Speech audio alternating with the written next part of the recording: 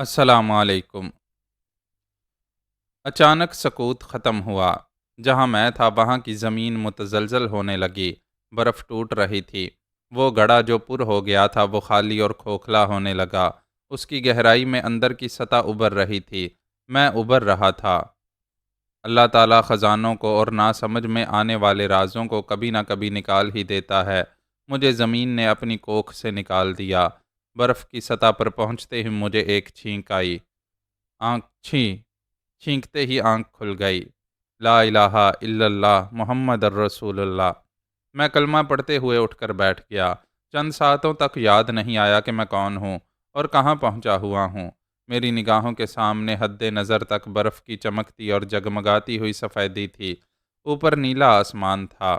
میں کسی برفانی علاقے میں تھا۔ میں جلدی سے دوزانو ہو گیا۔ گھٹنوں کے بل گھوم کر چاروں طرف دیکھنے لگا۔ پھر ایک دم سے ٹھٹک گیا۔ میرے قریب ہی دو انسانی ڈھانچے پڑے ہوئے تھے۔ تب مجھے یاد آیا کہ میں کون ہوں۔ ہاں، میں غازی صلاح الدین ہوں۔ اور جیسے یہ ابھی کی بات تھی، سامنے ایک جہاز برف میں دھنسا ہوا تھا۔ میرے دشمن راجہ مہاویر چوہان نے میری پھولوتی کو ہلاک کیا تھا۔ پھر ایک گولی میری پشت میں اور دوسری میرے سینے میں اتاری تھی۔ میرے ریوالور سے چلنے والی گولی بھی اسے لگی تھی۔ میں نے اس کے انگریز حمایتیوں کو بھی ہلاک کیا تھا۔ چشم زدن میں بہت کچھ یاد آیا۔ جب کچھ یاد نہیں تھا تب اللہ تعالیٰ ذہن کے کسی گوشے میں تھا۔ اسی لیے زندگی کی سانسیں ملتے ہی میں نے بے اختیار کلمہ پڑھتے ہوئے آنکھیں کھول تھیں۔ میں نے اسی لمحے سجدہ کیا، اللہ اکبر، سبحان ربی الاعلیٰ، سبحان ربی الاعلیٰ۔ میں نے نماز شکرانہ ادا کرنے کے بعد سر جھکا کر سینے پر ہاتھ پھیرتے ہوئے دیکھا، پھر پشت کی طرف ہاتھ لے گیا۔ کہیں گولیوں کا زخم نہیں تھا۔ میں نے لباس کے اندر ہاتھ لے جا کر پھر ایک بار سینے پر ہاتھ پھیرا۔ وہاں کہیں بھی ہلکی سی خراش نہیں آئی تھی۔ پہلے بھی ایسا ہو چکا تھا۔ میں گولیوں سے چھلنی ہو کر بابا سائیں کے پاس پہنچا تھا۔ انہوں نے غار کے تہہ خانے میں روحانی آپریشن کیا تھا۔ اس میں اعظم پڑھ کر میرے جسم سے گولیاں نکالی تھیں۔ اس کے بعد میرے جسم پر کہیں زخم کا نشان نہیں رہا تھا۔ میں پھر صحیح و سالم، زندہ و سلامت تھا۔ میں برف کی سطح پر ہاتھ مارتے ہوئے بڑبڑایا، کہاں ہے میری پھولوتی؟ حد نظر تک کوئی نہیں تھا۔ نہ پھولوتی، نہ ہوائی جہاز، نہ مسافر، نہ ہی میرے دشمن۔ ان دو انسانی ڈھانچوں کو دیکھ کر یاد آیا، جب میں گولیاں کھا کر دم توڑ رہا تھا تب دو گورے دشمن میری ٹانگیں پکڑ کر مجھے کھینچتے ہوئے لے جا رہے تھے۔ ایسے وقت برف کی کچی سطح پر پہنچتے ہی میرے ساتھ ہی گڑھے میں گر پڑے تھے۔ پھر میں نے نہیں دیکھا کہ آگے کیا ہوا تھا۔ میرا دم نکل گیا تھا۔ اب دیکھ رہا تھا کہ دور و نزدیک کوئی گڑھا نہیں تھا۔ میں زمین کی سطح پر تھا۔ وہ دو انگریز نہیں تھے، البتہ دو انسانی ڈھانچے تھے۔ مرنے کے بعد صرف ہڈیاں رہ جاتی ہیں، انسان رنگ و نسل سے پہچانے نہیں جاتے۔ میں سوچنے لگا اور الجھنے لگا۔ میرے دل و دماغ سے بہت گہرائی سے صدا آئی، پڑھ، جنہیں تو قصے کہانیاں کہتا تھا ان میں سے کوئی قصہ یاد کر۔ اب میں کلام پاک میں بیان کیے ہوئے سچے واقعات کو قصہ کہانی نہیں کہوں گا۔ میں نے سورہ بقرہ کی تلاوت کی، اور کیا تم نے اس شخص کا حال نہ دیکھا جس کا ایک بستی سے گزر ہوا؟ بلا شبہ اللہ تعالیٰ ہر شے پر قادر ہے۔ ان آیات کی تفسیر میں یہ سوال پیدا ہوتا ہے کہ وہ شخص کون تھا؟ حضرت عزیر علیہ السلام۔ وہ ایک دن اپنے گدھے پر سوار ہو کر ایک ویرانے سے گزر رہے تھے۔ سخت گرمی کے باعث وہ ایک کھنڈر میں رک گئے۔ آپ کے ساتھ زیادہ سفر تھا۔ کھانے کا ایک ٹوکرا تھا جس میں انجیر تھے اور دوسرے ٹوکرے میں انگور تھے۔ آپ ذرا سستانے کے لیے اس ویرانے میں ٹھہر گئے۔ ایک پیالہ نکال کر اس میں انگور نچوڑے، پھر خشک روٹی نکالی اور اس کو مشروب میں ڈال دیا تاکہ کچھ نرم و میٹھی ہو جائے تو کھا لیں۔ آپ تھوڑی دیر کے لیے چاروں شانے چت ہو گئے۔ آرام سے لیٹ کر عمارت کی ویران چھت کو دیکھنے لگے۔ سوچنے لگے کہ یہ عمارت اپنے عرشے پر کھڑی ہے۔ اس کے رہنے والے مر کھپ گئے ہیں۔ ان کی ہڈیاں بوسیدہ بکھری پڑی ہیں۔ ان لمحات میں آپ کی زبان مبارک سے بے ساختہ نکلا، اللہ کیسے ان کو موت کے بعد زندہ فرمائے گا؟ انہیں یہ شک و شبہ نہیں تھا کہ اللہ مرنے والوں کو زندگی نہیں دیتا ہے، بلکہ وہ اللہ تعالیٰ کے طریقہ کار پر، اللہ تعالیٰ کی قدرت پر تعجب کرتے ہوئے ایسا فرما رہے تھے۔ اللہ عز و جل نے حضرت جبرائیل کو ان کے پاس بھیجا۔ آپ نے حضرت عزیر کی روح قبض کر لی۔ پھر 100 سال تک اللہ تعالیٰ نے انہیں یوں ہی موت کی نیند سلائے رکھا۔ پھر وقت گزرتا رہا، بنی اسرائیل میں بہت سے حادثات و واقعات رونما ہوئے۔ تب اللہ تعالیٰ نے اپنے ایک فرشتے کو حضرت عزیر علیہ السلام کے پاس بھیجا۔ اس نے بے جان جسم میں روح پھونک دی۔ آپ نے آنکھیں کھول کر دیکھا، پھر اٹھ کر بیٹھ گئے۔ فرشتے نے آپ سے پوچھا، یہاں کتنا عرصہ قیام کیا؟ انہوں نے فرمایا، 1 دن یا کچھ دن کا حصہ۔ وہ دن کے ابتدائی حصے میں اس کھنڈر میں آ کر لیٹ گئے تھے اور اب سورج غروب ہو رہا تھا۔ یہی خیال گزرا کہ ابھی پورا 1 دن نہیں گزرا ہے۔ فرشتے نے کہا، نہیں، آپ 100 سال تک یہاں پڑے رہے ہیں۔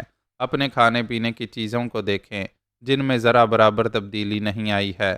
انہوں نے دیکھا، ابھی تک خشک روٹی خشک ہی تھی اور انگور کا شیرہ اپنی حالت پر تھا، دونوں میں کوئی تغیر نہیں ہوا تھا۔ اسی طرح انجیر اور انگور اپنی اپنی حالت میں برقرار تھے۔ پھر آپ کے دل میں اسی مدت کے انکار کا خیال پیدا ہوا۔ فرشتے نے کہا، آپ میری بات کو بعید اور غلط سمجھ رہے ہیں۔ آپ ادھر اپنے گدھے کو دیکھیں۔ انہوں نے دیکھا تو اس کی ہڈیاں تک بوسیدہ ہو چکی تھیں، وہاں صرف ہڈیوں کا ڈھانچہ رہ گیا تھا۔ فرشتے نے ہڈیوں کو حکم دیا، وہ بکھری ہوئی ہڈیاں سمٹ کر ایک دوسرے سے جڑنے لگیں، اور عزیر علیہ السلام دیکھتے رہے۔ پھر ان پر رگیں چڑھیں، پھر گوشت چڑھا، پھر ان پر کھال اور بال آئے۔ پھر فرشتے نے ان پر پھونک ماری تو گدھا آسمان کی جانب اپنا سر اور کان اٹھائے آوازیں نکالتا ہوا کھڑا ہو گیا۔ میں تلاوت کرتے کرتے چونک گیا۔ 2 انسانی ڈھانچے جو سامنے پڑے ہوئے تھے، ان میں گوشت بھر رہا تھا، دل بن رہے تھے جو دھڑکنے والے تھے، آنکھیں بن رہی تھیں جو دیکھنے والی تھیں، دماغ بن رہے تھے جو شعوری طور پر بیدار ہونے والے تھے۔ تخلیق کا عمل تیزی سے جاری تھا جو صدیوں پہلے ہو چکا تھا۔ میں وہ منظر دیکھ رہا تھا۔ کبھی ایسا ہو جاتا ہے ہم اپنی زندگی میں کوئی ایسا واقعہ آنکھوں کے سامنے دیکھتے ہیں جو دوسروں کے لیے ناقابل فہم ہوتا ہے۔ میری آنکھوں کے سامنے گوشت بھر گیا تھا، کھال منڈ رہی تھی اور کھال پر بال ابھر رہے تھے، وہ میری طرح ملبوس ہو رہے تھے۔ پھر ان میں روح پھونک دی گئی۔ وہ دونوں ہڑبڑا کر اٹھ بیٹھے۔ انہیں یوں لگا جیسے وہ غافل ہو گئے تھے، سو رہے تھے۔ اس ویرانے میں دیکھنے کے لیے صرف میں ہی تھا۔ مجھ پر نظر پڑتے ہی وہ چونک گئے۔ انہیں یاد آیا کہ وہ میری ٹانگیں پکڑ کر گھسیٹتے ہوئے کسی کھائی میں پھینکنے جا رہے تھے، پھر میرے ساتھ ہی ایک گھڑے میں گر پڑے تھے۔ وہ ادھر ادھر برف کی ٹھوس سطح پر ہاتھ مارتے ہوئے دیکھنے لگے۔ جہاں گرے تھے وہ گڑھا نہیں تھا۔ وہ مجھے ایک خطرناک دشمن کی حیثیت سے جانتے تھے۔ فوراً ہی اپنے لباس کے اندر ہتھیار ڈھونڈنے لگے۔ ان کے پاس ایک چھوٹا سا چاقو بھی نہیں تھا۔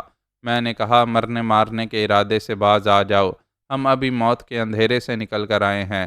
انہوں نے ایک دوسرے کو دیکھا، پھر مجھ سے سوال کیا، کون موت کے اندھیرے سے نکل کر آیا ہے؟ ہم تو پھر ایک نے دوسرے سے پوچھا، ہم ابھی کہاں تھے؟ دوسرے نے پوچھا، ہم گڑھے میں گر گئے تھے اور بے ہوش ہو گئے تھے۔ میں نے پوچھا، پھر گڑھے سے کیسے نکلے اور وہ گھڑا کہاں ہے؟ وہ تو کہیں نہیں ہے، کیا تم ہمیں نکال کر لائے ہو؟ میں نے انکار میں سر ہلایا۔ نہیں، تم نے دیکھا تھا مجھے 2 گولیاں لگی تھیں، میں گڑھے میں گرتے وقت مر چکا تھا، میرے ساتھ تم دونوں بھی مر گئے تھے۔ رب کریم نے ہمیں ایک نئی زندگی دی ہے۔ انہیں یقین نہیں آ رہا تھا۔ میں نے پوچھا، ہمارا وہ ہوائی جہاز جو یہاں برف میں دھنس گیا تھا نظر آ رہا ہے؟ اس کا ایک بھی مسافر دکھائی نہیں دے رہا ہے۔ وہ حیرانی سے دور تک نظر دوڑا رہے تھے۔ میں نے مہاویر چوہان کے علاوہ انگریزوں کو ہلاک کیا تھا، ان کی لاشیں بھی وہاں نہیں تھیں۔ میں نے کہا، تمہیں رفتہ رفتہ یقین آئے گا، ہم پتہ نہیں کتنے عرصے تک موت کی نیند سوتے رہے ہیں۔ یہاں امدادی ٹیمیں آئی ہوں گی اور تمام لاشوں کو زندہ مسافروں سمیت لے گئی ہوں گی۔ وہ لوگ جہاز کو بھی پرواز کے قابل بنا کر لے گئے ہوں گے۔ ایک نے قائل ہو کر کہا، ہاں، یہ بات سمجھ میں آتی ہے۔ ہم گڑھے میں پڑے ہوئے تھے اور وہ اوپر سے برابر ہو گیا تھا، اس لیے کسی نے ہمیں نہیں دیکھا۔ دوسرے نے کہا، انہوں نے ہمیں تلاش کیا ہوگا، پھر مایوس ہو کر چلے گئے ہوں گے۔ اس کا مطلب ہے کہ کئی دن گزر گئے ہیں۔ اس کے ساتھی نے پوچھا، ہم اتنے دنوں تک کس حال میں رہے؟ ہم اتنے دنوں تک غافل کیسے رہے؟ میں نے کہا، ایسی طویل غفلت کو موت کہتے ہیں۔ وہ انکار نہ کر سکے، سوچتی ہوئی نظروں سے مجھے دیکھنے لگے۔ ایک نے کہا، ہم نے دیکھا تھا تمہیں 2 گولیاں لگی تھیں اور تم دم توڑ رہے تھے، مگر اب زندہ سلامت ہو۔ گولیوں کا زخم اور بہتا ہوا لہو دکھائی نہیں دے رہا ہے۔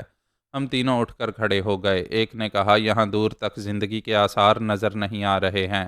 زمین چپ ہے، آسمان چپ ہے، برف ہی برف دکھائی دے رہی ہے۔ دوسرے نے کہا پتہ نہیں انسانی آبادی یہاں سے کتنی دور ہے۔ میں نے کہا ہمیں جلد سے جلد اندھیرا ہونے سے پہلے کسی بستی میں پہنچنا ہوگا۔ یہ بتاؤ وہاں پہنچنے تک ہم دوست رہیں گے یا دشمن؟ ایک نے کہا دشمنی ہم تینوں کو مہنگی پڑے گی۔ اس نے میری طرف مسافے کے لیے ہاتھ بڑھاتے ہوئے کہا میرا نام ایڈورڈ تھامسن ہے، مجھے ایڈی کہہ سکتے ہو۔ میں نے مسافہ کرتے ہوئے کہا راجہ مہاویر نے میرے خلاف زہر اگلتے ہوئے بتایا ہوگا کہ میرا نام غازی صلاح الدین ہے، مجھے غازی کہہ سکتے ہو۔ دوسرے نے بھی ہاتھ ملاتے ہوئے کہا میرا نام جان برائٹ ہے، ہمارے پاس کتب نما نہیں ہے، ہمیں سمت کا اندازہ نہیں ہوگا کہ کس سمت جانا چاہیے۔ میں نے کہا جب تک دھندلایا ہوا سورج نظر آ رہا ہے سمت معلوم ہوتی رہے گی، آؤ ہم جنوب کی طرف چلتے ہیں۔ ہم تینوں آگے بڑھ گئے، ہمارے پیروں میں فل بوٹ تھے، برف کی سطح کہیں بھربھری ہوتی تو پیر زیادہ نہ دھنستے کیونکہ پہاڑی علاقوں میں جنوبی راستے ڈھلان کی طرف جاتے ہیں، اس لیے ہمارے آگے چڑھائی کم تھی۔ جب بھی ڈھلان آتی تھی ہم ایک دوسرے کا ہاتھ تھام کر تن کر کھڑے ہو جاتے تھے، پھر خاصی رفتار سے پھسلتے ہوئے دور تک چلے جاتے تھے۔ ہمارے علاوہ میلوں دور تک کہیں سانس لیتی ہوئی زندگی نہیں تھی۔ جب موت آتی ہے تو زندگی کی حرارت فنا ہو جاتی ہے، لہو سرد ہو جاتا ہے، اس کے ساتھ ہی زمین سرد اور آسمان بے درد ہو جاتا ہے۔ ہمیں ابھی ایک طویل بے دردی سے نجات ملی تھی۔ ایک عرصے بعد زندگی کی حرارت اتنی زیادہ تھی کہ اس علاقے کی سردی قابل برداشت ہو گئی تھی۔ ہم ایک ذرا رکے بغیر بڑھتے جا رہے تھے، کئی میل کا فاصلہ طے کر چکے تھے۔ بھوک لگ رہی تھی، کھانے کے لیے ایک دانہ اور پینے کے لیے پانی کا ایک قطرہ بھی نہیں تھا۔ بھربھری برف کو مٹھی میں لے کر ایک بار حلق تر کر چکے تھے، دوسری بار حوصلہ نہیں ہوا، کھانسی نزلہ زکام ہو سکتا تھا۔ ہم صبر کر رہے تھے، گہری دھند کی باعث سورج نظر نہیں آ رہا تھا، صرف دھندلا سا اجالا تھا۔ پھر وہ اجالا بھی مدھم پڑنے لگا، اشارہ دینے لگا کہ رات کا اندھیرا پھیلنے والا ہے، بڑھو آگے بڑھو ورنہ تاریکی میں سمت کا اندازہ نہیں ہوگا تو میدانی علاقے تک پہنچنے سے پہلے ہی مر جاؤ گے۔ خدا راضی ہو تو قدرت مہربان ہو جاتی ہے۔ تاریکی پھیلتے ہی بہت دور روشنی کے دبے دکھائی دینے لگے۔ میں نے خوشی سے نعرہ لگایا یاہو اللہ! ایڈی اور جان برائٹ مسرت سے ناچنے لگے۔ ہم نے ادھر دوڑ لگائی، وہ دونوں شاہ جارج پنجم کی محبت میں کہہ رہے تھے long live the king George fifth. اس کے ساتھ ہی وہ قومی ترانہ گاتے جا رہے تھے۔ میں خدا کا شکر ادا کر رہا تھا اور ان کے ترانے سے اونچی آواز میں کلام پاک کی ایک آیت پڑھتا جا رہا تھا۔ ہم ایک بستی کے سرے پر پہنچ گئے، سامنے ایک مشین کے ذریعے پختہ راستے سے برف ہٹائی جا رہی تھی۔ ہم ذرا رک گئے تھے، ہم نے پہلے کبھی مزدوروں کو بیلچے سے برف ہٹا کر راستہ صاف کرتے دیکھا تھا، اب وہ جدید دور کی سنو بلور مشین دیکھ کر حیران ہو رہے تھے۔ راستہ صاف ہوتے ہی ہم آگے بڑھتے ہوئے ریستوران میں پہنچے، وہاں ہم نے جدید طرز کی میزیں اور کرسیاں دیکھیں، پھر کاؤنٹر کے پیچھے ایک بڑی سی ٹی وی کو دیکھ کر دم بخود رہ گئے، وہاں ایک رنگین انگریزی فلم چل رہی تھی۔ ایڈی نے ہم سے کہا کیا ہوٹل والے نے یہ چھوٹا سا سینما گھر بنایا ہے؟ ہم 31 دسمبر 1930 کو ہوائی جہاز میں سوار ہوئے تھے، اس زمانے میں صرف ریڈیو دیکھا تھا اور سنا تھا، ان دنوں ٹیلی ویژن کا تصور بھی نہیں تھا۔ ہم اسے چھوٹی سکرین کا سینما گھر سمجھ رہے تھے، ایک میز کے اطراف بیٹھ کر بڑی دلچسپی سے ادھر دیکھنے لگے۔ ویٹر نے آ کر مینیو پیش کیا، ہم نے کھانے کا آرڈر دیا، پھر وہاں کے ماحول کو ایسے دیکھنے لگے جیسے ایک نئی دنیا کو دیکھ رہے ہوں۔ عورتوں اور مردوں کے لباس بڑی حد تک نئے طرز کے تھے، ہمارے لباس کے بالکل برعکس تھے۔ ہمارے سامنے کھانے کی ڈشیں لا کر رکھی گئیں، ہم نے خوب پیٹ بھر کر کھایا، پکوان بھی ہمارے دور سے کچھ مختلف تھے۔ آخر میں ویٹر نے 80 پاؤنڈ کا بل پیش کیا، میری جیب میں کچھ برٹش انڈین کرنسی تھی۔ ایڈی نے اپنی جیب سے برٹش پاؤنڈز نکال کر ویٹر کی پلیٹ میں رکھے تو اس نے تعجب سے ان نوٹوں کو اٹھا کر دیکھا، پھر کہا یہ کرنسی اب یہاں نہیں چلتی۔ ایڈی نے کہا کیوں نہیں چلتی؟ یہ کون سا ملک ہے؟ کیا یہاں برٹش راج نہیں ہے؟ نہیں، کبھی یہاں برٹش حکمران تھے، اب ہمارا سوئٹزرلینڈ آزاد ہے۔ ویسے یہاں برٹش، امریکن اور فرانسیسی کرنسیاں چلتی ہیں، مگر یہ نوٹ نہیں چلیں گے، بہت پرانے ہیں۔ ہوٹل کے مینیجر نے آ کر پوچھا کیا معاملہ ہے؟ ویٹر نے اسے ہماری کرنسی دکھائی، اس نے اچھی طرح دیکھ کر کہا یہ تو جارج پنجم کے زمانے کے نوٹ ہیں، یہ کہاں سے اٹھا کر لائے ہو؟ مجھے یکبارگی اصحاب کہف کا واقعہ یاد آیا۔ ایک شخص 100 سال پرانا سکہ لے کر غار سے نکل کر ایک شہر میں گیا۔ یوں معلوم ہوا کہ وہ 100 سال تک موت کی نیند سوتے رہے تھے۔ میں نے جلدی سے پوچھا، مسٹر، آج تاریخ کیا ہے؟ اس نے کہا 31 دسمبر ہے، 20ویں صدی کی آخری رات ہے۔ کیا یہ نہیں جانتے کہ اب سے 6 گھنٹے بعد 21ویں صدی کا نیا سال 2000 شروع ہوگا؟ جان برائٹ نے شدید حیرانی سے تقریباً چیخ کر کہا، نان سینس، ابھی 6 بجے ہیں، تو 6 گھنٹے بعد نیا سال 1931 شروع ہوگا۔ تم ہمیں 70 برس آگے نئی صدی میں پہنچا رہے ہو۔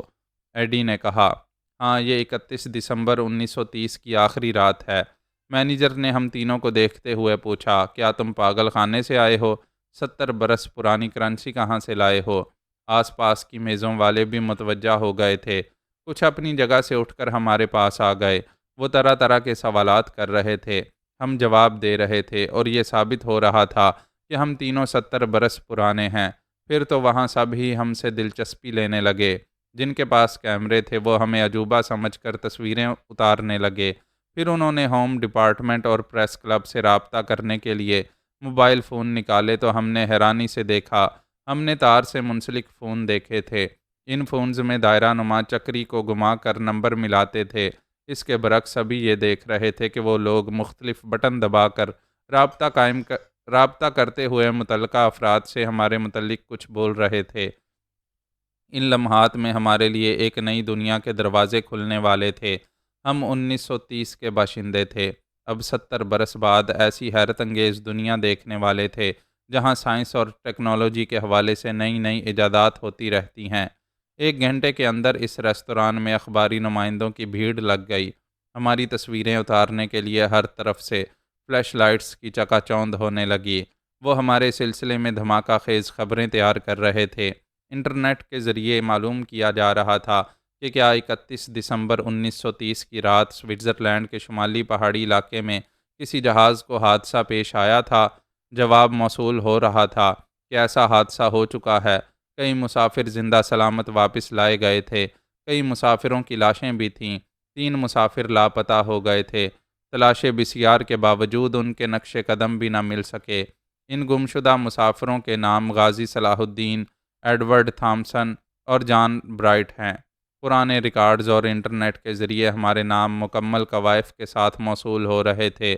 تمام پریس رپورٹرز، ہوم ڈپارٹمنٹ کے افسران اور دنیا کی تمام سراغ رساں تنظیموں کے جاسوس یقین نہیں کر رہے تھے کہ ہم 70 برس تک کسی گڑھے میں دبے ہوئے تھے۔ ہم پر موت طاری رہی تھی اور اب دوبارہ زندگی پا کر ان کے سامنے آئے ہیں۔ وہ مختلف انداز سے ہمیں کورید رہے تھے، طرح طرح کے سوالات کر رہے تھے، کسی طرح سے ہمیں قائل کرنا چاہتے تھے کہ ہمارے ساتھ ایسا نہیں ہوا ہے۔ سب ہی ہم سے یہ اگلوانا چاہتے تھے کہ ہم تینوں جھوٹ بول رہے ہیں اور 70 برس پہلے ہونے والے حادثے کا حوالہ دے کر حیات بعد الموت کا ڈھونگ رچا رہے ہیں۔ اس سلسلے میں ہمارے رشتہ داروں کے نام اور فیملی کے متعلق سوال کیے گئے۔ ہمارے جواب کی روشنی میں دوسرے ہی دن معلومات حاصل کی گئیں۔ ایڈورڈ اور جان کے کئی رشتہ دار فوراً ہی 70 برس پرانی فوٹو البم اور دیگر تفصیلات کے ساتھ وہاں پہنچ گئے۔ میرے متعلق انڈیا میں تفتیش کی گئی تو معلوم ہوا کہ 1930 میں غازی صلاح الدین ایک بہت بڑا جاگیردار تھا۔ اس نے راجہ پرتھوی ولبھ کی بیٹی پھولوتی کے ساتھ اس جہاز میں سفر کیا تھا جو حادثے سے دوچار تھا۔ غازی کی بیوی اپنی جاگیر غازی نگر میں تھی، پھر اپنے بچوں کو لے کر پاکستان چلی گئی۔ وہ فی الحال لاپتہ ہے، اس کا سراغ لگایا جا رہا ہے۔ یہ تمام ایسے ٹھوس ثبوت تھے کہ انکار کرنے والوں کو حیات بعد الموت کا یقین کرنا پڑا۔ ہندوؤں نے اپنے اواگون کے نظریہ کے مطابق فوراً ہی مان لیا کہ ہم تینوں نے نیا جنم لیا ہے۔ اہل کتاب کہلوانے والے مذاہب کے پیشواؤں نے ہم سے ملاقات کی، ہمیں عزت اور احترام ایسے دیا جیسے ہم آسمان سے اتارے گئے ہیں۔ ہم اپنی دنیا کے 3 عجوبے تھے۔ 3 ممالک نے اپنے متفقہ فیصلے کے مطابق ہمیں ایسے شناختی کارڈز پیش کیے جن پر LAD یعنی لائف آفٹر ڈیتھ لکھا ہوا تھا۔ اس شناختی کارڈ لیڈ کے ذریعے ہم پاسپورٹ اور ویزا کے بغیر کسی بھی ملک میں جا سکتے تھے، کسی بھی مہنگے ہوٹل میں قیام کر سکتے تھے اور کسی بھی شاپنگ سینٹر میں رقم ادا کیے بغیر اپنی ضرورت کا سامان خرید سکتے تھے۔ پھولوتی کو میری طرح دوسری زندگی نہیں ملی تھی، اگرچہ اس نے ہندو عقیدے اباگون کے مطابق کہا تھا کہ موت آئے گی تو وہ پھر میری شریک حیات بننے کے لیے نیا جنم لے گی، لیکن ایسا نہیں ہوا تھا۔ میں اس کی طرف سے مایوس ہو گیا۔ اسے نئی زندگی ملنی ہوتی تو 2 انگریزوں کی طرح وہ بھی میرے ساتھ جی اٹھتی، لیکن 70 برس پہلے پتہ نہیں کس طرح اس کی تدفین کی گئی ہوگی، یا اسے بدستور ہندو سمجھ کر چتا میں جلا دیا گیا ہوگا۔ اتنی مدت گزرنے کے بعد اس نے دوسرا جنم لیا تھا، میں نے اس کا خیال دل سے نکال دیا۔ میرے لہو کے رشتے ابھی جو زندہ ہوں گے ان سے ملنے کے لیے بے چین ہو رہا تھا۔ ساجدہ میرے ایک بیٹے اور ایک بیٹی کے ساتھ پاکستان کے کسی شہر میں ہوگی۔ پریس اور انٹیلیجنس والے ان کا سراغ لگانے کی کوشش کر رہے تھے۔ بے شمار اخبارات اور ٹی وی چینلز کے ذریعے حیات بعد الموت کے سلسلے میں طرح طرح کے پروگرام پیش کیے گئے تھے۔ میں نے ٹی وی کیمرے کے سامنے آ کر انٹرویو دیے تھے۔ ساجدہ اور بچوں کو مخاطب کرتے ہوئے کہا تھا کہ وہ جہاں بھی ہیں مجھ سے فوراً رابطہ کریں۔ ان کی طرف سے مسلسل خاموشی تھی۔ میں پریشان ہو رہا تھا۔ کیا وہ ٹی وی نہیں دیکھتے ہیں؟ اخبار نہیں پڑھتے ہیں؟ دنیا کے تمام لوگ مجھے دیکھ رہے تھے۔ میں ان کے لیے عجوبہ تھا۔ وہ مجھ سے متاثر ہو رہے تھے، مجھ سے رابطہ کرتے رہتے تھے، صرف میرے اپنے مجھے نظر انداز کر رہے تھے۔ وہ جان بوجھ کر نظر انداز نہیں کر رہے ہوں گے، یقیناً وہ کسی بھی حوالے سے مجبور ہوں گے۔ میں نے سوچا مجبوریاں کیا ہو سکتی ہیں؟ کیا وہ اب اس دنیا میں نہیں ہیں؟ ساجدہ عمر میں مجھ سے 5 برس چھوٹی تھی، ابھی 91 برس کی ہوگی۔ ہو سکتا ہے وفات پا چکی ہو یا بڑھاپے نے اسے دماغی اور جسمانی طور پر مفلوج کر دیا ہو، وہ دیکھنے اور سمجھنے کے قابل نہ رہی ہو۔ میرا بیٹا عمیر بن غازی اور بیٹی رابعہ ادھیڑ عمر کے ہوں گے، پھر وہ مجھ سے بے خبر کیوں ہیں؟ کیا وہ اخبار نہیں پڑھتے ہیں؟ کیا انہوں نے کسی ٹی وی چینل پر مجھے نہیں دیکھا ہے؟ ساری دنیا مجھے قریب سے دیکھنے اور مجھ سے ملنے کے لیے بے چین ہو رہی تھی۔ میرے بچے ان سے زیادہ بے چین ہوں گے، لیکن کسی وجہ سے مجبور ہوں گے، یا پھر وہ نہیں وہ زندہ ہوں گے۔ میں نئی زندگی پا کر لہو کے رشتوں کو کلیجے سے لگا کر اس دنیا میں رہنا چاہتا تھا۔ میں ان کے متعلق مختلف پہلوؤں سے سوچنے لگا۔ ایک اہم پہلو سامنے آیا۔ اب وہ بچے جوان نہیں بوڑھے ہو گئے ہوں گے۔ جب میں ان سے جدا ہوا تو عمیر بن غازی 5 برس کا تھا اور رابعہ دودھ پیتی بچی تھی۔ اب وہ 70 برس کی ہوگی اور عمیر 75 برس کا بوڑھا ہو گیا ہوگا۔ اف خدایا، اتنی مدت گزر گئی کہ میرے دودھ پینے والے اور کھلونوں سے کھیلنے والے بچے میری طرح بوڑھے ہو گئے ہوں گے۔ ایک اہم پہلو سامنے آیا۔ کیونکہ ہم 70 برس تک موت کی نیند سوتے رہے تھے اور گڑھے میں دبے ہوئے تھے، اس لیے کئی ممالک میں ہمارا میڈیکل چیک اپ ہوتا رہا تھا، اور یہ سب کی متفقہ میڈیکل رپورٹ تھی کہ ہم جس حالت میں مردہ ہو گئے تھے اسی حالت میں جی اٹھے تھے۔ یعنی میں ہوائی جہاز کے حادثے اور موت کے وقت 26 برس کا تھا۔ 70 برس کے بعد مجھے 96 برس کا بوڑھا ہونا چاہیے تھا، لیکن میڈیکل رپورٹ کے مطابق ہر پہلو سے اب بھی 26 برس کا ایک جوان تھا۔ کیا خدا کی قدرت ہے! حیات بعد الموت کے نتیجے میں عجیب و غریب باتیں سامنے آ رہی تھیں۔ میرے بچے بوڑھے ہو گئے تھے اور میں جوان تھا۔ جب کبھی سامنا ہوگا تو میرا بیٹا باپ دکھائی دے گا اور میں جوان بچہ کہلاؤں گا۔ پتہ نہیں اور کیسی کیسی حیرت زدہ کرنے والی باتیں سامنے آئیں گی۔ اب میرے اندر ایک ہی تڑپ اور ایک ہی بے چینی تھی۔ ساجدہ اور بچوں سے ملنے کے لیے دل مچل رہا تھا، لیکن 1 ماہ تک مسلسل مصروفیات میں الجھتا رہا۔ UK اور یورپ کے کئی طبی مراکز میں حاضر ہونا پڑتا تھا۔ ایڈورڈ جان برائٹ اور میرے لیے ایک 4 سیٹر طیارہ مخصوص تھا۔ ہم صبح ایک ملک میں ہوتے تو شام کو اور رات کو دوسرے ملک میں پہنچ جاتے۔ مختلف مذاہب کے پیشواؤں سے روز ہی مذاکرات ہوتے رہتے تھے۔ اسلام کے دینی مراکز کے بے شمار علماء میری آمد پر ایمان افروز اجلاس منعقد کرتے تھے۔ نئی زندگی پانے کے بعد جب ہم انسانی آبادی میں پہنچے تھے تب ہم نے خوب اچھی طرح گرم پانی سے غسل کیا تھا۔ ہمیں نئی ملبوسات دیے گئے تھے۔ میں نے پاک صاف ہوتے ہی باقاعدہ عبادت شروع کر دی تھی۔ بھول سے بھی نماز کا ناغہ نہیں کرتا تھا، تہجد بھی پڑھتا تھا۔ جب بھی تنہائی میسر ہوتی تھی اسم اعظم پڑھنے کی مشق کرتا رہتا تھا۔ ایک رات برف میں دھنسے ہوئے جہاز کے اندر ہوس غالب آئی تھی اور میں فجر کی نماز سے محروم ہو گیا تھا۔ وہ ناپاکی جو اس رات شروع ہوئی وہ 70 برس تک رہی تھی۔ ایمان والوں ایمان والے کے لیے یہ اتنی بڑی سزا ہے کہ قیامت تک توبہ کرتا رہوں گا، اللہ تعالیٰ سے مغفرت کی دعائیں مانگتا رہوں گا۔ حیات نو پانے سے پہلے ایمان کے حوالے سے مجھ میں کچھ کمزوریاں تھیں، میں ان پر غالب آ رہا تھا۔ یہ طے کر چکا تھا کہ ضرورت کے مطابق دنیاوی معاملات اور ذمہ داریاں پوری کرتا رہوں گا، باقی وقت عبادت میں مصروف رہا کروں گا۔ میں یورپ کے ممالک میں 1 ماہ تک وقت گزارنے کے بعد ہندوستان روانہ ہوا۔ ساجدہ اور بچوں کو تلاش کرنے کے بعد پاکستان جانے والا تھا۔ لندن ایئرپورٹ کے ویٹنگ روم میں پہنچا تو ایک کال موصول ہوئی۔ میں نے بٹن دبا کر فون کو کان سے لگایا، پھر کہا، ہیلو، فرمائیے۔ دوسری طرف سے گنگناتی ہوئی سریلی سی آواز سنائی دی، کیا تم غازی ہو؟ ہاں، میں غازی صلاح الدین بول رہا ہوں۔ کیا وہی غازی ہو جو کبھی راجہ مہاویر چوہان کا باڈی گارڈ تھا، پھر ڈکیتی کے ذریعے دولت کما کر بہت بڑا جاگیردار بن گیا تھا؟ اس کے لہجے میں ایک ذرا حقارت پیدا ہو گئی۔ میں نے کہا، ہاں، میں وہی ہوں۔ اس نے پھر سوال کیا، اور تم وہی ہو جس نے راجہ شیو شنکر داس کی ہتیا کی، اس کے بعد میرے دادا بجرنگ بلی داس کی ہتیا کی؟ میں نے سنجیدگی سے کہا، اچھا تو تم بجرنگ کی پوتی ہو؟ وہ سخت لہجے میں بولی، میں کوئی بھی ہوں، مجھ سے کوئی سوال نہ کرو، میرے سوالوں کے جواب دو۔ میں نے جواب دیا، جن کے نصیب میں حرام موت تھی وہ مر گئے، تم گڑے مردے کیوں اکھاڑ رہی ہو؟ میں یقین کرنا چاہتی ہوں تم وہی ہتیارے ہو۔ میں اخبارات میں تمہاری تصویریں دیکھی ہیں، کتنے ہی ٹی وی چینلز پر تمہیں دیکھتی اور سنتی رہی ہوں۔ تم بکواس کرتے ہو کہ 70 برس تک گڑے میں مردہ پڑے رہے۔ میں نے پوچھا، تمہارا کیا خیال ہے میں 70 برس تک کہاں تھا؟ تم کہیں چھپے ہوئے تھے، بہت بڑے فراڈ ہو، بڑی مکاری سے خود کو عجوبہ بنا کر پوری دنیا میں شہرت حاصل کر رہے ہو۔ چلو یہی صحیح، تمہارا کیا ارادہ ہے؟ دور سے کیا پوچھتے ہو؟ ہندوستان واپس آؤ، میں تمہیں پھر اسی گڑھے میں پہنچا دوں گی، پھر وہاں سے کبھی زندہ ہو کر نہیں آؤ گے۔ اچھی بات ہے، میں کب آؤں؟ ماں کا دودھ پیا ہے تو ابھی آؤ۔ ابھی تو بہت مصروف ہوں، شام تک آؤں گا، مگر ہندوستان میں کہاں آؤں؟ تم تیر تلوار اور بندوق کے ساتھ کہاں ملو گی؟ تم مذاق اڑا رہے ہو، سمجھتے ہو کہ میں اکیلی ہوں؟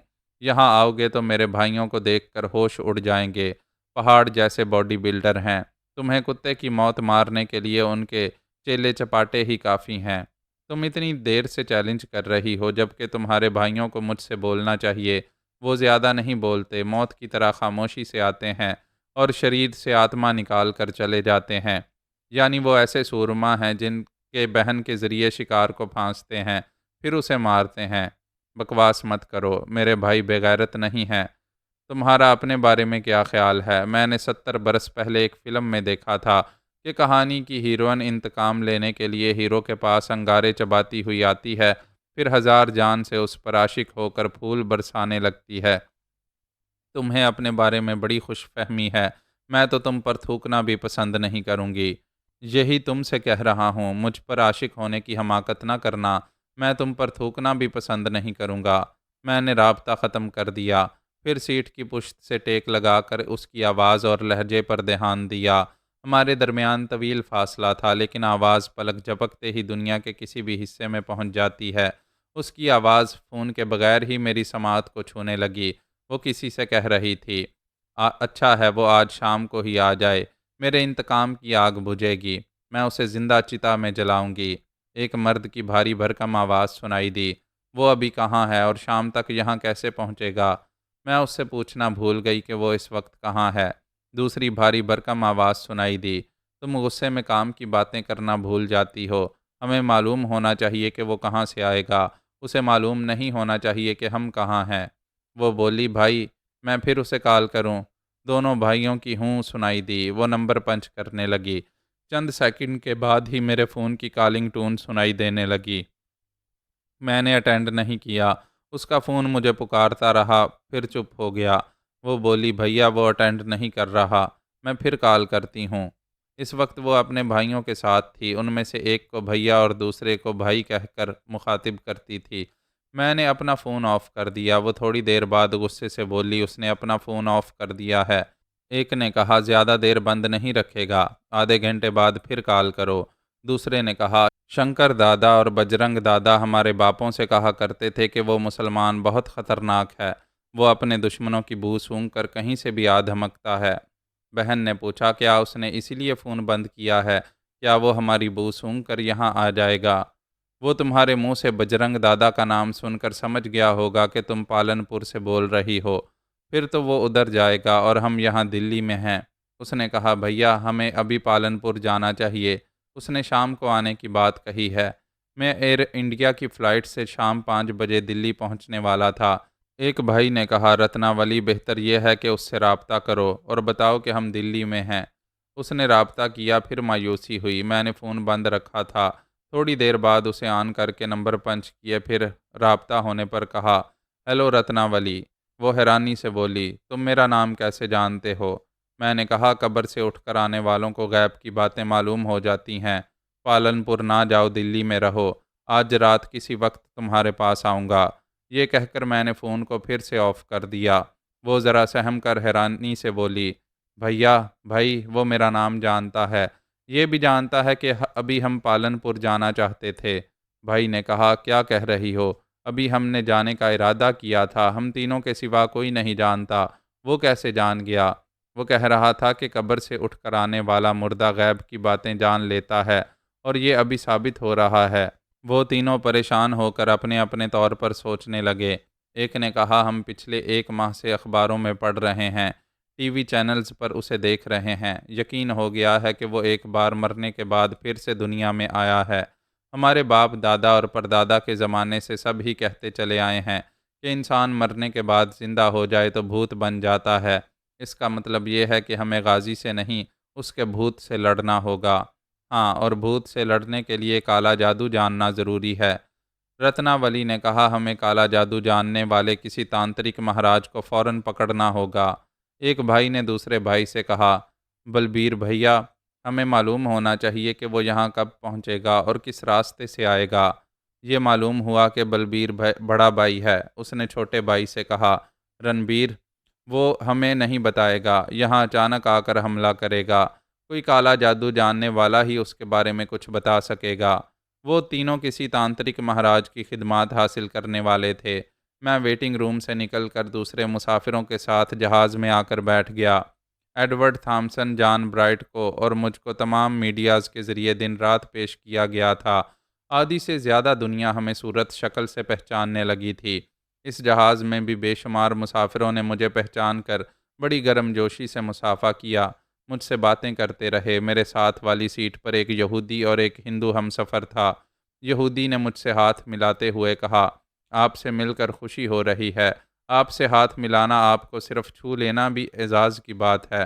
میں نے کہا، اللہ تعالیٰ مجھے عزت دے رہا ہے، آپ کا اس میں گرامی کیا ہے؟ میرا نام جوزف فرنینڈو ہے، توریت سوسائٹی کا چیئرمین ہوں۔ ہماری آسمانی کتاب توریت میں بھی کئی معجزاتی واقعات بیان کیے گئے ہیں۔ اس سلسلے میں ایک بات کہنا چاہتا ہوں۔ جی فرمائیے۔ ساری دنیا یقین کر رہی ہے کہ مرنے کے بعد آپ تینوں نے نئی زندگی حاصل کی ہے۔ خدا آپ تینوں پر مہربان ہے۔ لیکن وہ کہتے کہتے رک گیا۔ میں نے اسے سوالیہ نظروں سے دیکھا۔ اس نے کہا، آپ مائنڈ نہ کریں، آپ کے اس بیان میں مبالغہ ہے کہ آپ نے اپنی آنکھوں سے ایڈورڈ اور جان برائٹ کو زندہ ہوتے دیکھا ہے۔ میں نے پوچھا، مبالغہ کیا ہے؟ میرے بیان کے مطابق وہ زندہ ہیں۔ بے شک زندہ ہیں، مگر آپ کے بیان میں یہ بچکانہ پن ہے کہ آپ نے دونوں کے ڈھانچوں پر گوشت چڑھتے اور کھال منڈتے ہوئے دیکھا ہے۔ اس میں کوئی شک نہیں ہے، میں نے اپنی آنکھوں سے یہ منظر دیکھا ہے۔ وہ بولا، جبکہ ایڈورڈ اور جان نے ایسا کوئی بیان نہیں دیا ہے۔ انہوں نے تمہارے ڈھانچے پر گوشت اور کھال چڑھتے نہیں دیکھا تھا۔ وہ کیسے دیکھتے؟ میں ان سے پہلے جی اٹھا تھا۔ جب انہیں زندگی ملی تو میں ان کے سامنے ثابت و سالم ہو کر سانسیں لے رہا تھا۔ پھر بھی یہ ماننے والی بات نہیں ہے، بچوں جیسی کہانی لگتی ہے کہ سامنے ہڈیوں کے ڈھانچے پڑے ہیں اور آپ بڑے مزے سے ڈھانچوں پر گوشت چڑھنے، پھر دل و دماغ، آنکھیں بننے کا تماشا دیکھ رہے ہیں۔ میں نے اپنے کان پکڑے، پھر توبہ کرتے ہوئے کہا، خدا مجھے معاف کرے۔ پہلے بھی میں بھی سورہ بقرہ کی آیت کے اس حصے کو بچگانہ کہانی سمجھتا تھا۔ وہاں ایک گدھے کے ڈھانچے پر گوشت چڑھتا رہا، کھال منڈتی رہی اور وہ آوازیں نکالتا ہوا اٹھ کر کھڑا ہو گیا تھا۔ پھر میں نے ایک ذرا توقف سے کہا، اب یہی چشمدید واقعہ میں نے بیان کیا ہے تو آپ یقین نہیں کر رہے۔ آپ کی طرح اور جانے کتنے لوگ ہیں جو میرے بیان کو غلط سمجھ رہے ہوں گے۔ دراصل ہم سے پہلے ماضی میں، پھر مستقبل میں کیا ہو چکا ہے اور کیا ہونے والا ہے، یہ ہم آنکھوں سے نہ دیکھ پاتے ہیں، نہ یقین کرتے ہیں۔ اللہ تعالیٰ کی طرف سے نشانی کے طور پر کبھی کبھی ایسے معجزاتی واقعات رونما ہوتے ہیں۔ اس کے باوجود خدا، رسول اور اس کی آخری کتاب پر یقین نہ کرنے والے انکار کرتے ہی رہتے ہیں۔ وہ بہت دیر تک چپ رہا، پھر بولا، ہم سائنس اور ٹیکنالوجی کے ترقی یافتہ دور سے گزر رہے ہیں۔ فی زمانہ کسی حد تک یہ یقین کر لیا جائے گا کہ مرنے والے کو نئی زندگی مل سکتی ہے۔ میڈیکل سائنس کہتی ہے کہ زندگی کی جو توانائیاں عمر کے ساتھ ساتھ کم ہو کر موت کی طرف لے جاتی ہیں، وہ پھر سے بحال ہو سکتی ہیں۔ میں نے اس بات پر تبصرہ نہیں کیا۔ اس نے کہا، لیکن میڈیکل سائنس ایسی بچگانہ بات نہیں کرتی۔ جو مر کھپ گئے ہیں اور جن کی ہڈیاں بوسیدہ ہو گئی ہیں، ان پر کبھی گوشت نہیں چڑھ سکتا۔ میں نے کہا، سوری، میں کوئی عالم نہیں ہوں۔ آپ ایسی باتیں علماء سے کریں۔ مجھ پر جو گزری ہے اسے میں جانتا ہوں، اور اب انشاءاللہ میرا ایمان متزلزل نہیں ہوگا۔ آپ بے شک اپنے ایمان پر قائم رہیں، لیکن اپنا بیان ذرا بدل دیں۔ ہم توریت سوسائٹی کے زیر اہتمام ہر ملک اور ہر شہر میں اجلاس منعقد کریں گے۔ آپ وہاں ایمان افروز تقریر کریں، مگر یہ بیان نہ دیں کہ آپ نے اپنے دو ساتھیوں کے ڈھانچوں پر گوشت چڑھتے دیکھا ہے۔ ایسی مضحکہ خیز باتوں سے پرہیز کریں۔ بچوں جیسی کہانیاں نہ سنائیں۔ میں نے کہا، پلیز شٹ اپ۔ میں نے نہ کہانی سنائی ہے، نہ اپنے ساتھ پیش آنے والے واقعے کو ترمیم اور اضافے کے ساتھ پیش کیا ہے۔ مجھے آپ کی توریت سوسائٹی سے کوئی دلچسپی نہیں ہے۔ دلچسپی ہو جائے گی، ہم آپ کو ایک لیکچر کا معاوضہ $50,000 ادا کریں گے۔ میں نے اسے گھور کر دیکھا، پھر کہا، آپ کو آخری بار سمجھا رہا ہوں، خاموش رہیں، میرے معاملے میں اور دین کے موضوع پر کوئی بات نہ کریں۔ وہ ناگواری سے منہ بنا کر وہاں سے اٹھ گیا۔ پیچھے ایک خالی سیٹ تھی، وہاں چلا گیا۔ مسلم اور غیر مسلم اس بات سے متاثر تھے کہ جو واقعہ سورہ بقرہ میں بیان کیا گیا ہے، وہی میرے ساتھ پیش آیا ہے۔ سائنس اور ٹیکنالوجی کے دور میں کلام پاک کی صداقت اور اہمیت اور مسلم ہو رہی تھی، اور توریت سوسائٹی کے یہودی کو یہ بات گراں گزر رہی تھی۔ وہ پچھلی سیٹ پر جا کر آس پاس کے مسافروں سے کہہ رہا تھا، سب فراڈ ہے۔ وہ غازی جو وہاں بیٹھا ہوا ہے، کیا اسے دیکھ کر ایسا لگتا ہے کہ وہ قبر سے اٹھ کر آیا ہے؟ نہیں، یہ اپنے دین کو ڈرامائی انداز میں پیش کر کے اپنے اسلام کا بول بالا کرنا چاہتا ہے۔ ہم ثابت کر دیں گے کہ آدمی 70 برس تک مردہ رہ کر زندہ نہیں ہو سکتا، اور نہ کسی ڈھانچے پر گوشت چڑھتا ہے، اور نہ ہی خود بخود دل، دماغ اور آنکھیں جادو سے بنتی چلی جاتی ہیں۔ وہ بول رہا تھا، لوگ آپس میں بحث کر رہے تھے۔ میرے قریب بیٹھے ہوئے مسافروں نے مجھ سے سوالات کیے۔ میں نے اپنی جگہ سے اٹھتے ہوئے کہا، میں کسی کے سوال کا کوئی جواب نہیں دوں گا۔ کئی ملکوں کے طبی مراکز میں میرا معائنہ ہو چکا ہے۔ ان سب کی میڈیکل رپورٹ کو کوئی جھٹلا نہیں سکے گا۔ سچ ہر حال میں سچ ہی رہے گا۔ جو حاسد اور کینہ پرور ہیں، وہ جلتے بھنتے اور اپنا ہی خون خشک کرتے رہیں گے۔ تقریباً تمام مسافر مجھ سے متاثر تھے۔ وہ یہودی فرنینڈو جاگ کی طرح بیٹھ گیا۔ ہماری یہ دنیا اپنوں اور بیگانوں، دوستوں اور دشمنوں کے تضاد سے ہنگامے برپا کرتی رہتی ہے۔ فی الوقت میرا کوئی اپنا نہیں تھا۔ میں ان کی تلاش میں جا رہا تھا، اور مجھے دشمن مل رہے تھے۔ وہ تینوں بہن بھائی میرے منتظر تھے۔ ان کا خیال تھا کہ میں ہندوستان میں ہوں، شام کو ٹرین کے ذریعے یا ہائی وے سے دلی آنے والا ہوں، یا پھر کسی بیرونی ملک سے آ رہا ہوں۔ وہ دونوں بھائی دوپہر سے ایئرپورٹ کی عمارت میں تھے، اور بیرونی ممالک سے آنے والی فلائٹس کے مسافروں میں مجھے ڈھونڈ رہے تھے۔ رتناولی اپنے بنگلے میں تنہا تھی، باہر 2 سیکیورٹی گارڈز تھے۔ وہ بہن بھائی مجھے مار ڈالنے کی قسمیں کھا چکے تھے۔ میں نے وہاں پہنچنے سے پہلے ان کے دلوں میں یہ بات بٹھا دی تھی کہ 70 برس کا مردہ بھوت بن کر آ رہا ہے۔ چونکہ میں انسانی روپ میں بھوت ہوں، اس لیے ان کا نام جانتا ہوں، اور وہ جہاں بھی ہوں گے وہاں میں آسانی سے پہنچ جاؤں گا۔ میں دلی پہنچ کر جہاز سے اترنے کے بعد بڑی دیر تک لگیج ہال میں رہا۔ رتناولی فون کے ذریعے بڑے بھائی بلبیر سے پوچھ رہی تھی، کیا لندن کی فلائٹ آ گئی ہے؟ بلبیر کہہ رہا تھا، ہاں آ چکی ہے۔ تمام مسافر وزٹرز لابی میں آ کر جا چکے ہیں۔ غازی اس فلائٹ سے بھی نہیں آیا ہے۔ ہم رات 1 بجے تک آئندہ 3 فلائٹس کے مسافروں کو چیک کریں گے۔ ابھی ہم قریب ہی شاپنگ پلازا میں جا رہے ہیں۔ میرا دھیان ان دونوں بھائیوں پر لگا ہوا تھا۔ وہ جا رہے تھے، ان کے جوتوں کی ہلکی سی آوازیں سنائی دے رہی تھیں۔ پھر ایک گاڑی کا دروازہ کھلنے اور بند ہونے کی آواز سنائی دی۔ اس کے بعد گاڑی کے سٹارٹ ہو کر جانے کی آواز سنتا رہا۔ جب یقین ہو گیا کہ وہ جا چکے ہیں تب مطمئن ہو کر لگیج ہال سے باہر آ گیا۔ میں نہیں جانتا تھا کہ رتناولی کس علاقے میں ہے۔ میں نے جامعہ مسجد پہنچ کر عشاء کی نماز ادا کی۔ اس کے بعد فون کے ذریعے رابطہ کیا۔ وہ موبائل پر میرا نمبر پڑھ کر چونک گئی۔ اپنے بیڈ روم میں چاروں طرف گھوم کر یوں دیکھنے لگی جیسے بھوت کمرے میں آ گیا ہو۔ وہ بہت ہی دلیر اور مغرور تھی، لیکن بھوتوں اور چڑیلوں سے ڈرتی تھی۔ اس نے ایک تانترک مہاراج کی خدمات حاصل کی تھیں۔ مہاراج نے اچھی خاصی رقم لے کر اس بنگلے کے چاروں طرف کالے جادو کی بندش کی تھی۔ یہ دعویٰ کیا تھا کہ کوئی بھی دشمن اس کی جادوئی ریکھا کو پار کر کے بنگلے کے اندر نہیں آ سکے گا۔ اس ریکھا کو پار کرتے ہی اوندے منہ گر پڑے گا، رتناولی کے سامنے مٹی کا کیڑا بن کر رہ جائے گا۔ اس وقت وہ تانترک مہاراج بنگلے کی چھت پر آسن جمائے منتر پڑھ رہا تھا۔ یہ معلوم کرنا چاہتا تھا کہ میں کہاں ہوں اور کس سمت سے آنے والا ہوں۔ رتناولی دوڑتی ہوئی چھت پر آئی، پھر ہانپتی ہوئی بولی، مہاراج غازی آ گیا ہے۔ وہ فوراً ہی اپنی جگہ سے اٹھتے ہوئے بولا، کہاں ہے وہ؟ ہم ابھی اسے جلا کر بھسم کر دیں گے۔ وہ یہاں نہیں ہے، مگر ہے، فون کے اندر ہے، مجھے کال کر رہا ہے۔ گھبراؤ مت، اس سے بات کرو، اسے بلاؤ۔ وہ جیسے ہی آئے گا میرے منتر کی شکتی سے تمہارے چرنوں میں گر کر تڑپنے لگے گا۔ میں ان کی باتیں سن رہا تھا۔ وہ فون کا بٹن دبا کر اسے کان سے لگا کر بولی، ہیلو، میں تم سے ڈرتی نہیں ہوں۔ یہاں آؤ گے تو حرام موت مارے جاؤ گے۔ مجھے اپنا پتہ بتاؤ، پھر میں بتاؤں گا کہ کب آ رہا ہوں۔ اس نے فون پر ہاتھ رکھ کر تانترک مہاراج سے کہا، وہ یہاں کا پتہ پوچھ رہا ہے۔ مہاراج نے ایک انگلی انکار میں ہلاتے ہوئے کہا، پتہ نہ بتاؤ، وہ بھوت ہوگا تو سیدھا یہاں چلا آئے گا۔ وہ فون پر سے ہاتھ ہٹا کر بولی، تم آدمی بھی ہو اور بھوت بھی ہو۔ تم نے کہا تھا کہ قبر سے اٹھ کر آنے والا مردہ غیب کی باتیں جان لیتا ہے۔ ہاں، میں جان لیتا ہوں۔ تو پھر میرا پتہ ٹھکانہ خود ہی معلوم کرو۔ میں معلوم کر سکتا ہوں، مگر کوئی تمہارے سر پر یا چھت پر بیٹھا منتر پڑھ رہا ہے، اس لیے راستہ نہیں مل رہا ہے۔ وہ چپ ہو جائے گا تو میں ابھی وہاں پہنچ جاؤں گا۔ اسے یقین ہو گیا کہ پراسرار منتر کام دکھا رہا ہے۔ وہ جلدی سے بولی، مہاراج چپ نہیں رہیں گے، منتر پڑھتے رہیں گے، صبح تک یہ منتر تمہیں جکڑ لیں گے، تمہیں شمشان گھاٹ پہنچا دیں گے۔ اس نے فون بند کر دیا۔ مہاراج سے کہا، آپ منتر پڑھتے رہیں، اسے یہاں نہیں آنے دیں۔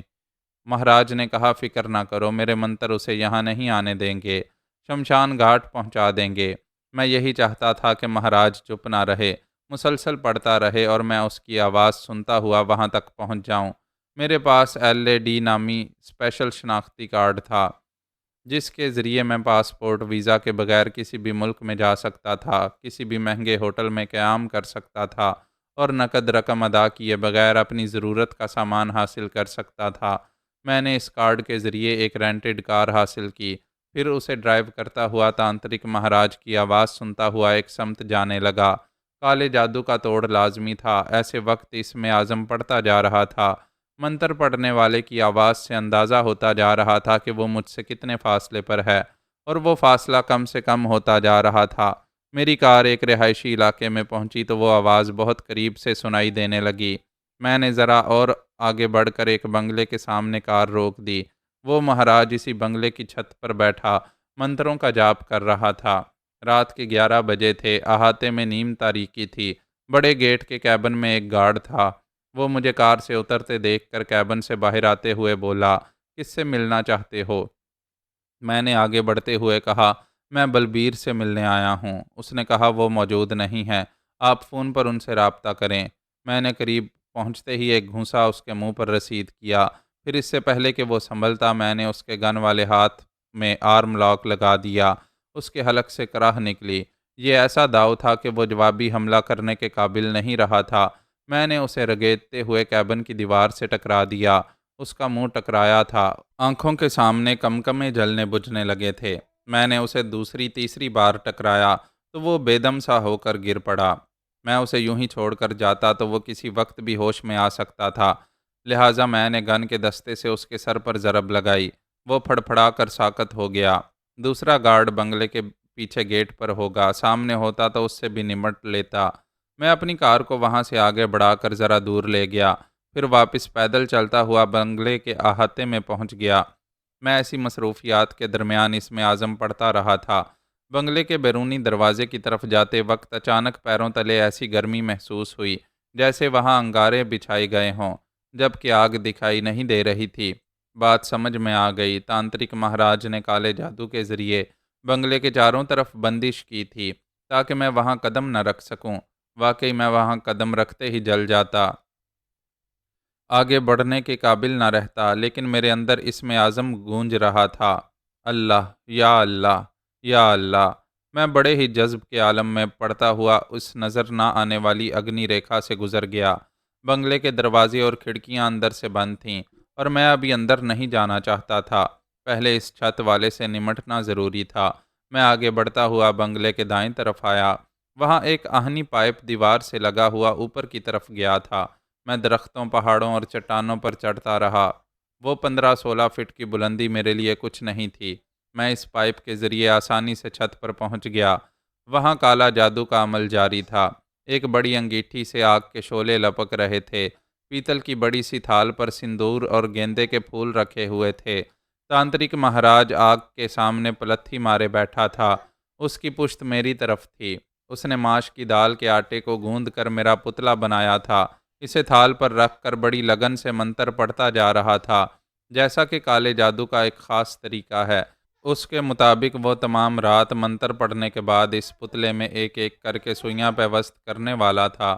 اس کا نتیجہ یہ ہوتا کہ میں ناقابل برداشت تکلیف سے مجبور ہو کر شمشان گھاٹ کی طرف دوڑ لگاتا۔ اللہ تعالیٰ کا شکر ہے میں دن رات اسم اعظم پڑھنے کی مشق جاری رکھتا ہوں۔ اس وقت بھی بڑے جذب کے عالم میں پڑھ رہا تھا، اس کے کالے عمل سے پوری طرح متاثر نہیں ہو رہا تھا، مگر ہاں، میں ایک آدھ بار پڑھتے پڑھتے رک گیا۔ زبان میں لکنت پیدا ہو گئی۔ اس کی وجہ یہ تھی کہ اسم اعظم پڑھنے کے سلسلے میں میرے اندر کماح کا پختگی نہیں ہوئی تھی۔ تانترک مہاراج کے ساتھ بھی یہی ہوا۔ منتر پڑھتے پڑھتے اس کی زبان بھی لڑکھڑانے لگی۔ اگرچہ میرے اندر پختگی نہیں تھی، لیکن خدا مہربان تھا، اس کے کالے منتروں کا تسلسل بھی ٹوٹ رہا تھا۔ اس نے پریشان ہو کر آسمان کی سمت دیکھا۔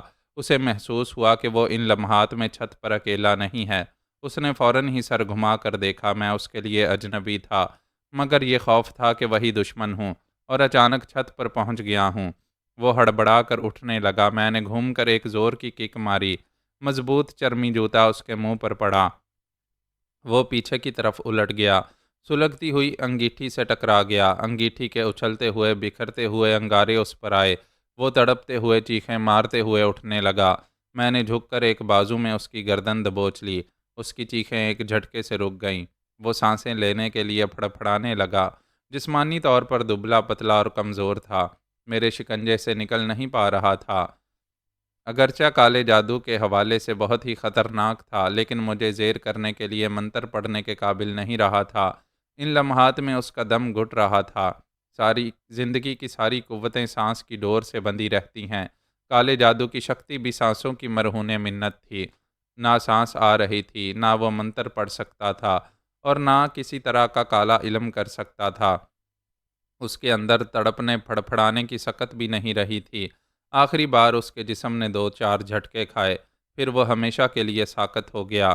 میں نے اس کی موت کا یقین کیا، پھر چھت کی سیڑھیوں سے اتر کر نیچے وسیع ڈرائنگ روم میں آیا۔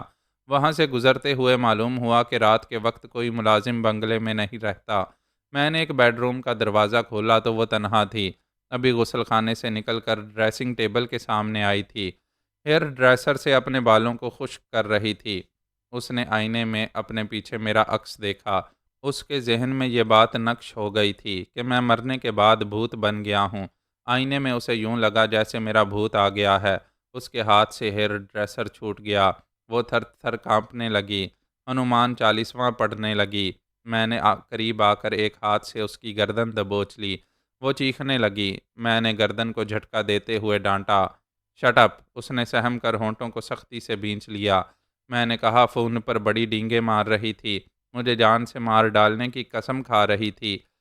میں نے اسے اپنی طرف گھما کر اس کی گردن چھوڑ دی، پھر کہا، لو، میں تمہارے سامنے ہوں، مجھے مار ڈالو ورنہ تمہاری لاش گرا کر جاؤں گا۔ اس نے ایک ذرا پیچھے ہٹ کر سر اٹھا کر چھت کی طرف دیکھا۔ میں نے کہا، وہ تمہارا تانترک مہاراج نرک میں پہنچ گیا ہے۔ تمہارے بھائی یہاں آئیں گے تو وہ بھی تانترک مہاراج کے پاس پہنچ جائیں گے۔ کہاں ہے تمہاری دولت، طاقت، تمہارے سیکیورٹی گارڈز؟ یہ غرور کہاں ہے کہ جسے چاہو گی موت کے گھاٹ اتار دو گی؟ وہ پیچھے ہٹ کر گرنے کے انداز میں ڈریسنگ ٹیبل پر بیٹھ گئی۔ یہ سمجھ گئی تھی کہ میں بھوت نہیں، ایک زندہ شخص ہوں۔ اس نے عاجزی سے کہا، مجھے معاف کر دو۔ میرے دادا پردادا درست کہتے تھے کہ تم ان کے مقابلے میں شہزور اور ناقابل شکست تھے، اس لیے وہ مر گئے، لیکن تم ابھی تک زندہ ہو۔ میرے پرکھوں کے ساتھ جو دشمنی رہی اسے بھول جاؤ، تمہیں نئی زندگی ملی ہے، ہم نئے سرے سے دوستی کریں گے۔ اور وہ مجھے باتوں میں لگا کر اپنے پیچھے دراز کھول رہی تھی، اس میں سے پستول نکالنا چاہتی تھی۔ میں نے دراز پر ایک لات ماری تو اس کے حلق سے چیخ نکل گئی۔ اس کا ہاتھ دراز میں پھنس گیا تھا، میں وہاں سے لات نہیں ہٹا رہا تھا، وہ ہاتھ نکال نہیں پا رہی تھی، تکلیف سے بے حال ہو رہی تھی۔ میں نے کہا، ہاں آگے بولو، مجھ سے دوستی کرو گی؟ وہ تکلیف کی شدت سے انکار میں سر ہلا رہی تھی، التجا کر رہی تھی، مجھے معاف کر دو، میرا ہاتھ نکالنے دو، میری کلائی ٹوٹ جائے گی۔ میں نے لات ہٹائی، پھر دراز میں سے پستول نکال کر میز پر رکھتے ہوئے کہا، اب اسے اٹھاؤ اور مجھ پر گولی چلاؤ۔ کلائی کی ہڈی تڑک گئی تھی، پانچوں انگلیاں بے جان سی ہو گئی تھیں، وہ پستول کو چھو بھی نہیں سکتی تھی۔ میں نے کہا، مجھ سے جو دشمنی ہے وہ 70 برس پرانی ہے، تم اور تمہارے بھائی ہمیشہ میری جان کے دشمن بنے رہیں گے، میں انہیں زندہ نہیں چھوڑوں گا، لیکن تمہیں… میں نے بات پوری نہیں کی، اسے یہ امید ہوئی کہ میں اس کی جان نہیں لوں گا، وہ فوراً ہی میرے سینے سے آ کر لگ گئی۔ تم مجھے نہیں مارو گے، اپنے لیے بچا کر رکھو گے۔ اس کی دھڑکنیں میرے سینے پر دھماکے کر رہی تھیں، دھک دھک کرتی ہوئی کہہ رہی تھیں، میں اس سے بھی آگے جوانی کی کل کائنات ہوں، مجھے دریافت تو کرو۔ وہ بلا شبہ ایک صحت مند حسینہ تھی، جو بھی اسے دیکھتا ہوگا اسے چھونے کی، پکڑنے کی، پھر جکڑنے کی تمنا کرتا ہوگا۔ میں 70 برس کا بھوکا مردہ تھا، زندہ ہو کر جوانی کے دسترخوان پر پہنچا تھا، نیت ڈاماڈول ہو رہی تھی۔ میں نے سنبھلنے کی کوشش کرتے ہوئے کہا، میں تمہیں ہلاک نہیں کروں گا، مگر سزا دوں گا، ایسی سزا جسے ساری زندگی یاد کرتی رہو گی اور مجھ سے دور بھاگتی رہو گی۔ وہ تڑپ کر بولی، نہیں، دشمن بن کر مجھے کھونے کی نہیں، پانے کی بات کرو۔ ایک بار سر سے پاؤں تک دیکھو، پھر بار بار میری تمنا کرو گے۔ اس نے بولتے بولتے ململ کے بلاؤز کو ناخنوں سے پھاڑ ڈالا۔ میں دم بخود رہ گیا۔ اس نے اچانک ہی چھکا مارا تھا، گریبان سے باہر جا رہی تھی۔ عورت کیا ہوتی ہے، ہتھیار چھپا کر رکھتی ہے۔ میں نے پستول چھین لیا تھا، اس کے باوجود گھائل کر رہی تھی، مجھے اوندے منہ گرانے کا سامان کر رہی تھی۔ اب سے پہلے جو رات آئی تھی، اس رات کی گہری تاریکی میں پھولوتی میرے ساتھ تھی۔ اس وقت بھی ہوس غالب آئی تھی، وہ میری شریک حیات تھی۔ اس کے باوجود حالات کا تقاضا تھا کہ اس سے فاصلہ رکھوں، تب ہی فجر کی نماز پڑھنے کے قابل رہوں گا، لیکن میں نے نماز کو نظر انداز کیا تھا، بہت بڑی غلطی کی تھی۔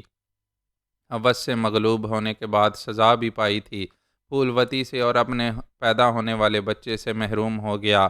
وہ سزا ابھی ختم نہیں ہوئی تھی، نئی زندگی پانے کے بعد اپنی بیوی ساجدہ سے اور اپنے بچوں سے محروم تھا۔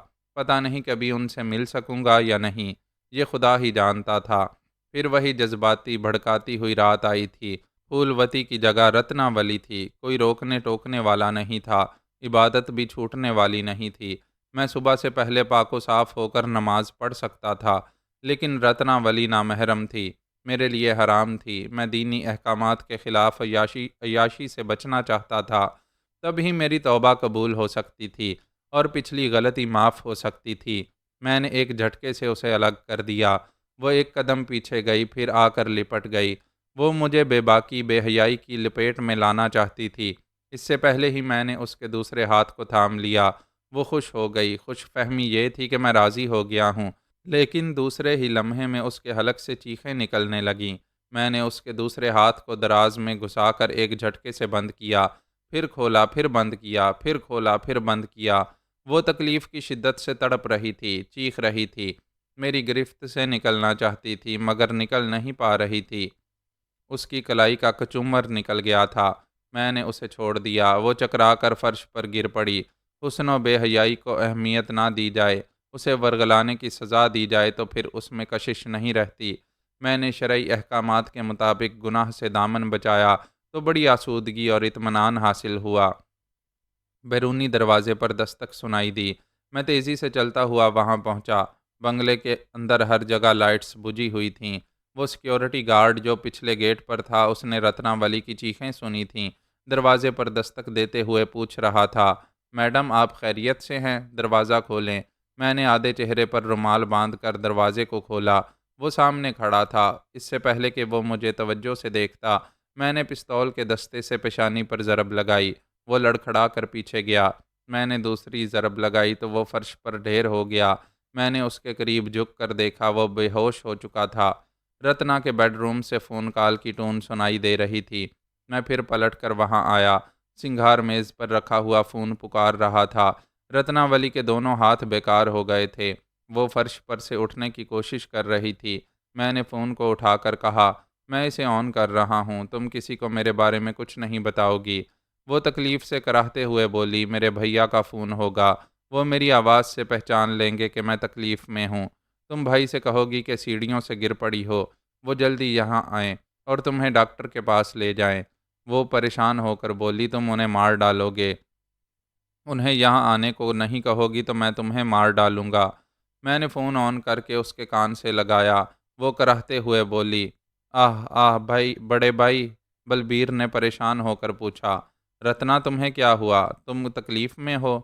آہ میں سیڑھیوں سے گر پڑی ہوں، جلدی آؤ، فوراً ہاسپٹل لے جاؤ۔ وہ بولا، میں ابھی رنبیر کے ساتھ آ رہا ہوں، فکر نہ کرو، حوصلہ کرو، ہم بس ابھی آ رہے ہیں۔ اس نے فون بند کر دیا۔ میں فون کے بغیر ہی اس کی باتیں سن چکا تھا۔ رتنا کو دونوں بازوؤں سے پکڑ کر اٹھایا، وہ کھڑی ہو گئی۔ پھر میں نے ایک بازو کو پکڑ کر کھینچتے ہوئے کہا، باہر چلو۔ وہ میری گرفت میں چلتی ہوئی رونے کے انداز میں بولی، بہت تکلیف ہو رہی ہے، میری دونوں کلائیاں پھوڑے کی طرح دکھ رہی ہیں، مجھے کہاں لے جا رہے ہو؟ اس نے بیرونی دروازے کے باہر آ کر سیکیورٹی گارڈ کو دیکھا، وہ بے ہوش پڑا تھا۔ میں اسے کھینچتا ہوا لان کی ہریالی سے گزارتا ہوا بڑے آہنی گیٹ پر آیا۔ میں نے وہاں بھی ایک گارڈ کو بے ہوشی کی حالت میں چھوڑا تھا، اب وہ ہوش میں آ رہا تھا۔ میں نے پستول کے دستے سے اس کے سر پر ضرب لگائی تو وہ اوندے منہ گر پڑا، پھر اس پر بے ہوشی طاری ہو گئی۔ وہ چپ تھی، سہمی ہوئی مجھے دیکھ رہی تھی۔ میں نے تانترک مہاراج کو جہنم میں پہنچا دیا تھا، اس کے دونوں گارڈز کو ناکارہ بنا دیا تھا، اب اس کے دو بھائیوں کی باری تھی۔ وہ گارڈ کیبن کے اندر پڑا ہوا تھا، بہت دور گاڑی کی ہیڈ لائٹس دکھائی دے رہی تھیں۔ میں رتنا کو کھینچ کر کیبن کے پچھلے حصے میں آیا۔ آدھی رات گزر چکی تھی، دور تک نیم تاریکی تھی، سناٹا چھایا ہوا تھا۔ وہ گاڑی گیٹ کے قریب آ کر رک گئی۔ انہوں نے ہارن بجا کر گارڈ کو طلب کیا۔ کیبن کے اندر تاریکی تھی، وہ بے ہوش پڑا ہوا تھا، دکھائی نہیں دے رہا تھا۔ بلبیر بڑبڑاتا ہوا گاڑی کا دروازہ کھول کر باہر آیا۔ یہ کمبخت کہاں مر گیا ہے؟ کیا ڈیوٹی کے وقت سو رہا ہے؟ رنبیر دوسری طرف کا دروازہ کھول کر کیبن کی طرف آنے لگا۔ میں نے ایک گولی داغ دی، اس کے حلق سے کراہ بھی نہ نکل سکی۔ وہ اچھل کر زمین پر گرا، پھر دیکھتے ہی دیکھتے ٹھنڈا پڑ گیا۔ بلبیر پلٹ کر کار کے پیچھے جانا چاہتا تھا۔ میری ایک گولی ٹانگ پر لگی تو لڑکھڑا کر گر پڑا۔ میں نے رتنا کو دھکا دیتے ہوئے کہا، جاؤ اپنے بھیا کے پاس۔ وہ ایک بھائی کی موت دیکھ چکی تھی، دوسرا بھی مرنے والا تھا۔ وہ روتے ہوئے بولی، میرے بھیا کو نہ مارو، ہمیں جانے دو، میں تمام دیوی دیوتاؤں کی قسمیں کھا کر کہتی ہوں، ہم کبھی تم سے دشمنی نہیں کریں گے۔ میں نے کہا، ایک لات ماروں گا تو بھائی کے پاس پہنچ جاؤ گی، اس سے پہلے ہی چلی جاؤ۔ وہ سر جھکا کر آہستہ آہستہ چلتی ہوئی بلبیر کے پاس جانے لگی۔ اس کی ایک ٹانگ میں گولی لگی تھی۔